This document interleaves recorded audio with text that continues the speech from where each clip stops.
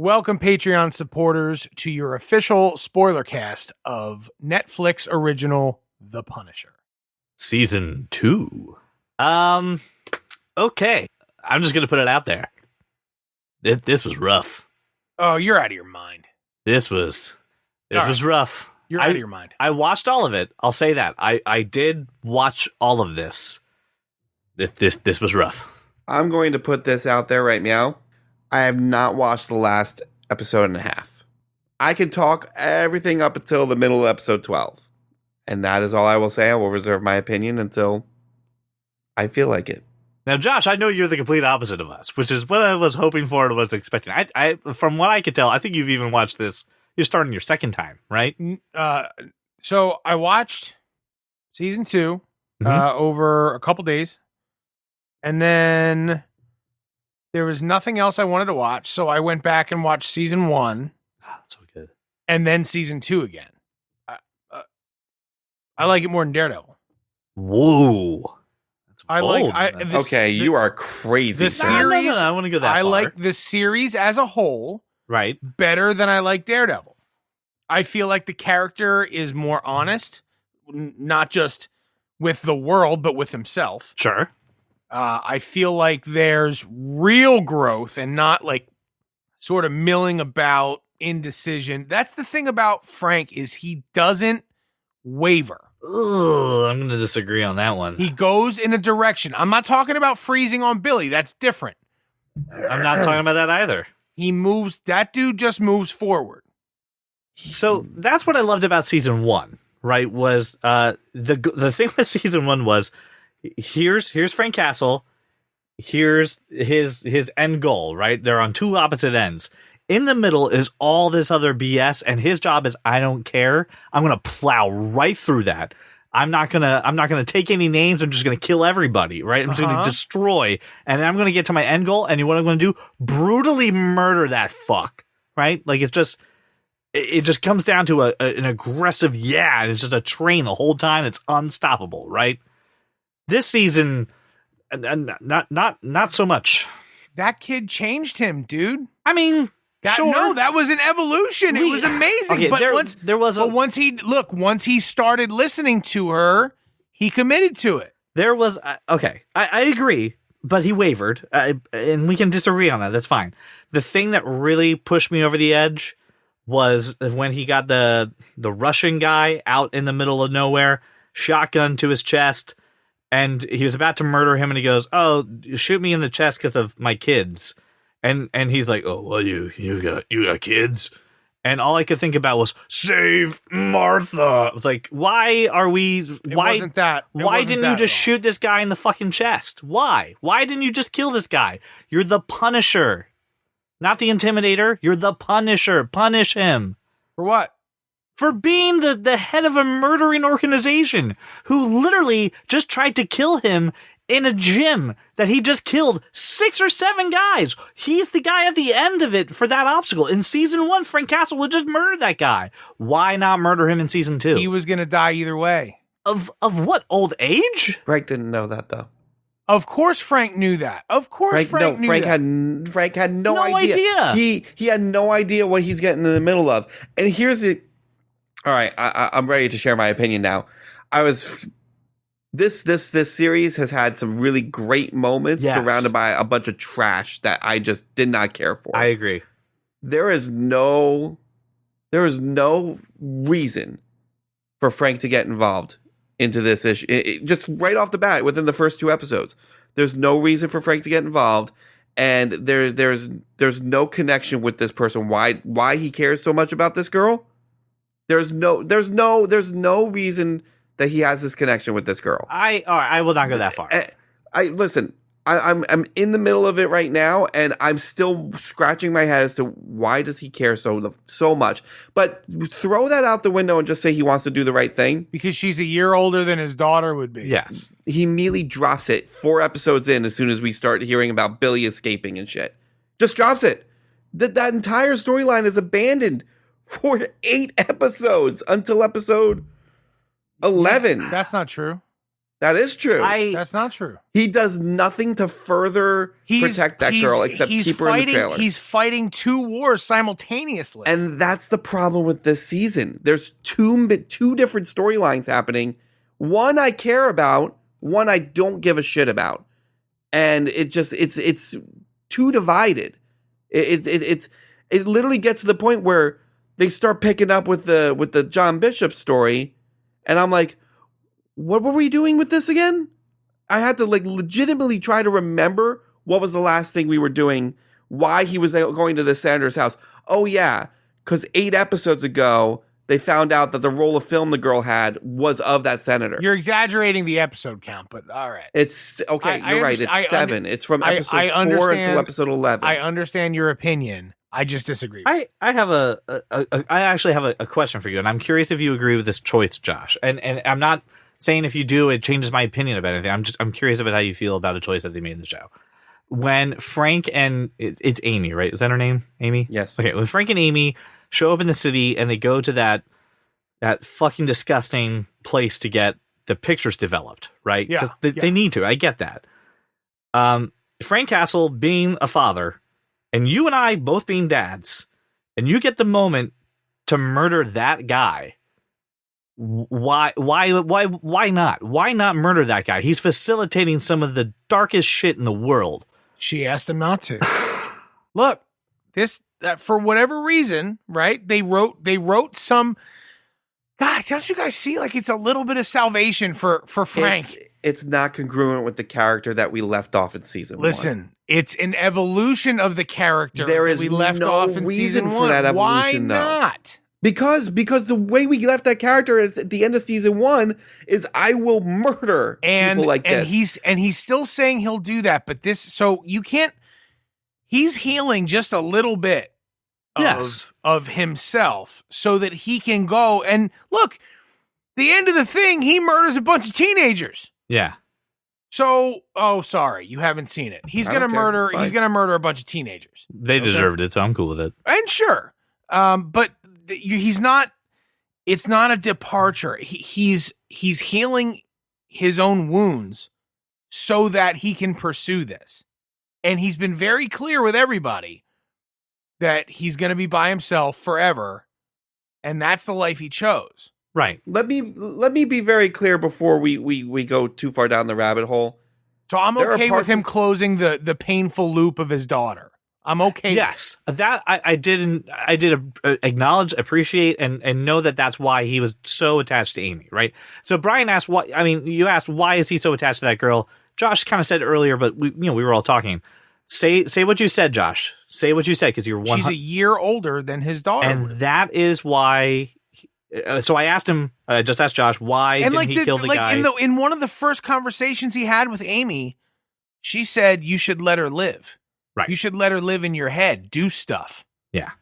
I will say I was annoyed when Amy kept bringing up his daughter and his family to the point where, like, you can see Frank is visibly upset about this. Like, ease up, and she just keeps going. Like, okay, honey, you made the point of saying, hey, remember them. Dude, she's a 16-year-old. Come on. But just like, it's so... I thought it was a great character. I thought really it was so cringy. But here's the thing. I didn't like her character or enjoy her character till way later in the series. Like, when they were in that small town, that sheriff's office, I was like, I don't like this character. She's just a con artist. I know, but she's not like she's demonstrating that she's really good at it, right? They're like, yeah, here's your rap sheet and here's all your 9 names, and you're like, oh shit, this isn't just like a small time like. No, she's a con artist. This is like a person who goes from state to state conning. Like, oh my god, she's really good at this. But I never see anything that proves that she's really good at this besides them showing me the alibis. Like, she's actually not a good con artist. She dressed up as a girl to be exploited, and that doesn't take any talent. That the scene where she left where did she leave? She left the place and then turned into a schoolgirl. Yeah, that was awesome. Well, that's a practice con. That sounds like something Frank could have taught her, not something that she had. You can't make the moves that smoothly. You can't blend into a crowd like that. You can't be that practiced without being practiced.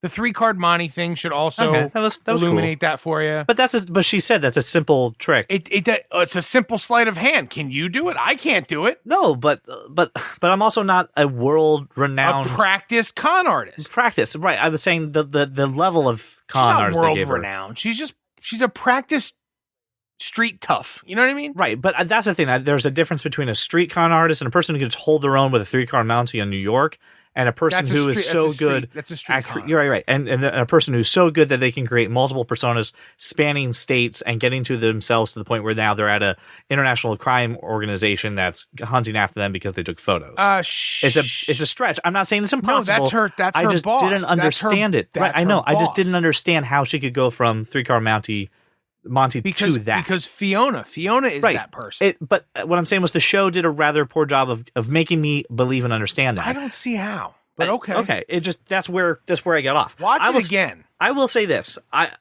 of all the stuff I'm negatively saying about the show, the things that I absolutely just were knockout and fantastic, no pun intended, were all the fight scenes.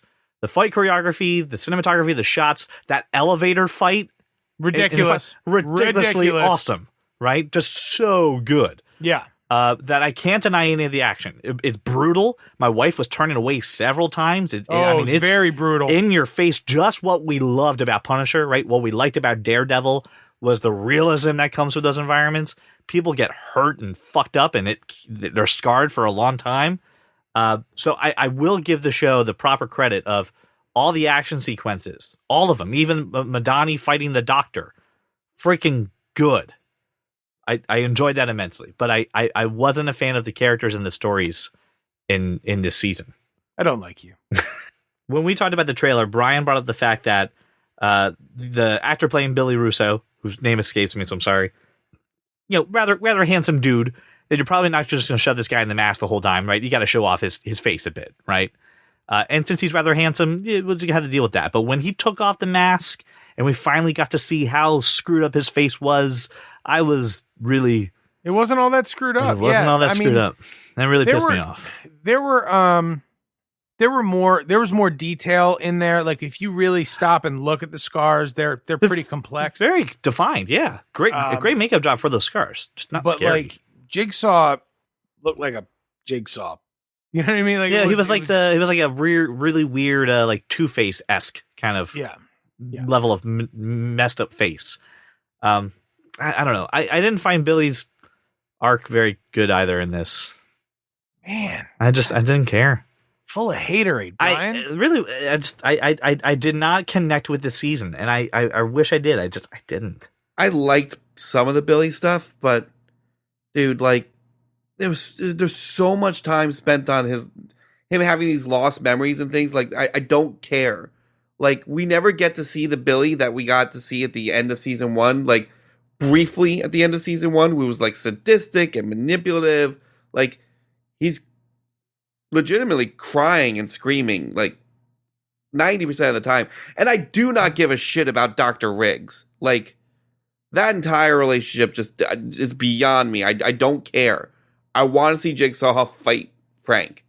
And it took way too long to get there. And then when we got there, we broke it up a little bit, and then they went their separate ways. And then are you guys both like you're not hanging out with the Punisher, and you're not taking him out for soda pop and popcorn because you know at the end of the summer he's leaving forever and you're never going to see him again? Like, is that what we're talking about right now? You're not going to your Aunt Nellie's house to pet the dog because the dog has hip dysplasia and he's not going to be around forever. So you're not going to go pet the fucking dog. I'll be honest, that may factor into the way I perceive this. I think that's what it is. I really tried to come in with it more, but I can tell you honestly, it did not factor into. No, Brian is the completely unbiased critic. Yeah. It's not unbiased. It's just that how I feel. I found myself bored with a lot of this series. God, it was and that is a mischaracterization. It was boring. Nope. It took 2.5 episodes to get started. Nope. And then it got boring in the middle. More nope. And then it got exciting like right around episode 7, and then it talking heads again. Like it didn't feel as quickly paced as the first season. I has hate nothing to all do with the words fact. that you're It has saying. nothing to do with the fact that I know it's probably going to get canceled. I disagree. I think you're calling a pretty girl ugly because you just, she's going away. During the show, too, that when we're exploring Billy and after he escapes from the hospital, they have that flashback to him and Frank sitting talking about baseball and everything that went on with Russo's life to maybe how he got to the way he was in season 1, right? And finally gets to exact his revenge on his abuser. And we kind of see him kind of go through that trail of people when he's first escaped.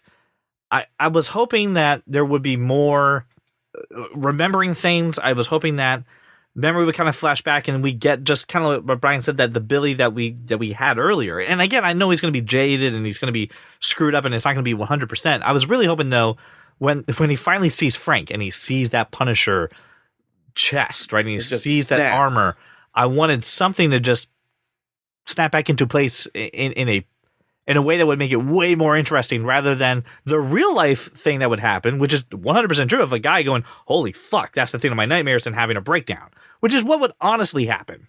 I would rather completely lost his shit. Right. Yeah. And he went shut down. He had to cope with it. Like, that's exactly what would happen in the real world. I didn't want that. I wanted him to go fucking bananas. I wanted them to go fisticuffs. I wanted the interaction right there on the street. I wanted shit to go down. Grabbed a street sweeper and started firing.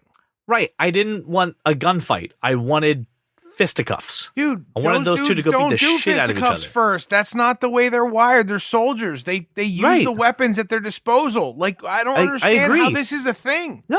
I agree. That's what they do. Again, I'm saying I didn't want the logical approach. I didn't want that. I wanted the melodramatic approach for once. I wanted to fight in the carousel again. How is Frank going to clear the space between him and Billy without one of the other 6 guys or the sniper shooting him down?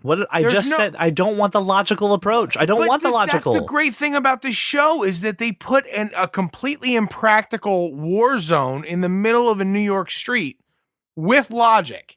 Like, the brilliance of those shootouts and fight scenes, it outshines any of the shortcomings in the bullshit. I don't know if it outshines it, but it's definitely a huge spotlight for it. I do agree. The action was great. I just wanted more. I didn't care about the Pilgrim character at all. I thought he was great. I thought it was cool. I just didn't care. Why? It wasn't a compelling. I just didn't care. There was too many other factors. There was too many other conflicts in there. I feel like we're just shoehorning. He was a man who feels rescued and indebted to people. Yeah, and so he's doing their bidding blindly. Right. While losing his wife and potentially his children and his life and his faith. Right. Yeah. And finds a very unlikely ally in a man who's experienced basically the same shit. Absolutely. Great season 3. I kind of hate you. Right? I would have loved that story if that was the sole focus. I would watch 13 episodes of that right now. I mean, that's a lot. That's a lot. That's a lot. I don't think you can stretch that story out that. But far. I think this goes back to the main issue with a lot of these series, Netflix in general, is that this did not need to be 13 episodes. Yeah. You could have truncated this in 8 to 10 episodes, and it would have been perfect. Yeah, I really would have been happy with that. Because you had to fill all sorts of time, 4 hours of time, essentially, with bullshit, we get bored and we get detached from the characters and we don't care about the characters. I didn't care about Pilgrim either. And especially since he disappears for 2 episodes and then he comes back and then he disappears again and then he goes on a bender and then meanwhile, I'm trying to still wrestle with the fact that the Billy storyline is still going on. And I'm like, I kind of want to see what's going on with that. There was 2 completely separate storylines going on for 95% of the show. This was 2 seasons in one. Separate these 2 things and I would have cared more. That's the problem. Yeah, like with Jessica Jones. You do 2 more seasons of 8, 9 episodes a piece. Solid stories. How? What do you mean how? How are they going to do that? Show's going away. Well, yeah, but what we're saying is... Yeah, but what we're saying is you get it wrapped up in a nice little bow. Like, I don't understand how you can't be happy about it. Because we didn't need Pilgrim. I would have been We didn't fine if it need was just the Pilgrim. Billy. If it was just the Billy stuff, You I just would've been wrap up the fine if it Billy was just the storyline. Pilgrim stuff and not the Billy stuff. If you would have picked one of those and stayed with it the entire time instead of remember, like I had to rewind a few episodes to do the previously ons because I was where do we leave off? I'm so confused. Why is this character like? Where is this dudes character? are ridiculous. I guess here's the other problem. Here's the other part too. We watched this very different ways. You watched this within the span of a few days, right? Yeah. This took me 2 weeks, and that's the time I have allotted for this. Right at 8 o'clock to midnight is Dude, when I can watch. I the show. could not. I don't know if that has a ton to do with it. I For watched me, the it does. first half. I'll speak for myself. For in me, one day. For me, it has a lot to do with how I was able to watch the show. I couldn't binge it. I could do 2 episodes, maybe 3 if I pushed it and stayed up late, a pop. So I had to do this in smaller chunks. And that's my life. That's how I watch all the shows that I watch. When I binge watch something, if it's an hour long, it's 2 to 3 episodes a night, and that's as much as I can get in. If it's good, I'll lose sleep. Sure. I mean, I don't have the job that affords me that, so I can't do that. So maybe for me, it had to do with the fact that I couldn't watch it all straight, and I had time between these episodes, and unfortunately, it didn't stay with me. I didn't remember what had happened, and I don't do that for many other series. I'm usually really good at blindfold, remember what happened, and explain it to somebody else. But I had to watch the previously on several times, even when I was binging. I got 3 episodes. I had to go back to the previously on to kind of understand what did I really just watch. Because there were some episodes that were great, like the bank robbery, like ended and then just picked up on the next episode. That was great. What a way to carry me from episode to episode and really I didn't feel guide like me that through. at all. That's so weird. Yeah, I don't know what it was about this season, but I think it missed the mark for me. And that's for me. I know for you and for other people I talked to, there's a guy at work I talked to who freaking loved it. But for me, it was not the way I wanted this to be delivered. It was too scattered for me, and I just couldn't grab onto these characters, and I wanted to. I really did. I continued to watch it. Like I really got to express the fact that I wanted to quit very early and decided, no, I really need to give this the shot it deserves. I need to give this my attention. I put away my phone, put away the laptop. I'm just going to watch The Punisher. I could not sink my teeth into the season. So for me, I'm going to say it's a pass. I'm sorry, I got a D on my report card. You can get the diploma. Maybe you can pull out that 3rd season because I technically watched it, but I wouldn't go that far. I would say D. Boo. Brian, final thoughts. Oh, am I supposed to give a letter grade now? You don't have to. That was just me. You do you. I mean, I like a lot of it. But to your point, like only characters I was truly connected to were the characters that carried over from last season. Any new character that they introduced, I really didn't connect at all. And So probably 2 because characters. You 3. didn't connect with 2 characters. 3. Who's the 3rd? Amy, Dr. Pilgrim, Riggs. and the Doctor. Okay, fair enough. 3. Yeah. and the scattered way of telling the story took me out of it for a lot of it. And the things that they did with Billy, I didn't really care for the first 6 episodes. So grade it. So, C. I'll give it a C. I mean, hey, it's worth a watch for being a fan of the show and a fan of the character. I am not screaming from the hilltops to watch this season like I was with Daredevil season 3. Well, I mean, frankly, Daredevil season 3 is a clear A. Like it's Right. a clear A. And Yeah. and for me, this is a B. I like it better than Daredevil season 2. If I'm taking Punisher seasons 1 and 2 and stacking them up against all 3 seasons of Daredevil, I'll give me Punisher seasons 1 and 2. That's where I'm at with, and it's for me, it's about the character. But it's always been. I mean, I read Punisher books. I wasn't that way with Daredevil. So give me the Punisher. And this was the best portrayal of the Punisher I think any of us has ever seen. Oh, I 100% agree with you that John Bernthal is the Punisher. Is the Punisher. He is Frank Castle. I agree with you 100% on that. We can all agree on that one. That he did a great job. John Bernthal was fantastic. Yeah. So, all right. Here's what I'll ask for you, listener. If you did like this season, right? And obviously Brian and I struggled with it. I welcome any advice or any thoughts you think I need to bring into a second viewing. I'll give this another shot. If you ask me to, patrons, I will give the show another shot. Give me a little guidance. Maybe help me out with what I need to do in order to watch this show again. So you know how to reach me. Let me know, and I will definitely take that into consideration.